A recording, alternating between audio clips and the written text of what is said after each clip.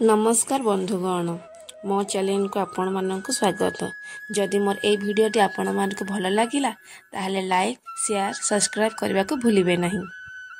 बंधुगण जदि आपण माने राति रे पोशाक धोउचंती ताहले सतर्क हो जांतु, काहेकि ना राति रे जदि धोउचंती पोशाक ताहले चली जीव घरर सुख समृद्धि।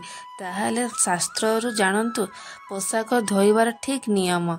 वास्तुशास्त्र अनुसार राति रे पोशाक धोइले घरे अशांति हुए।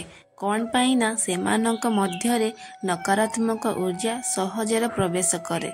जेतेबेले आमे सकाळे सेही पोशाक पिंधु समान नकारात्मक शक्ति आम जीवन उपरे प्रभाव पकई थाए, जोथिपाई कामरे बाधा प्राप्त हुए किंबा जीवन रे अशांति रहिला भली लागे। वास्तुशास्त्र रे यह कुहा जाइछि सूर्यास्त परे आकाश तले पोशाक धोइबा किंबा सुखाइबा उचित नुहे।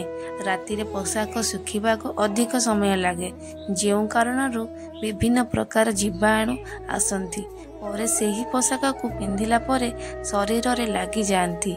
एही कारणरू अनेक प्रकार रोग हुए। दिन रे पोशाक धोइबा एवं सुखेबा द्वारा सूर्य किरण द्वारा नकारात्मक शक्ति नष्ट हो जाए। पोशाक उपरे उपस्थित क्षतिकारक जीवाणु भी समाप्त हो जाए। सेथिपाई पोशाक सबुबेले दिन रे धोइबा एवं सुखेबा जरूरी एवं राति रे पोशाक धोइबा ठारू दूरे रहिबा उचित।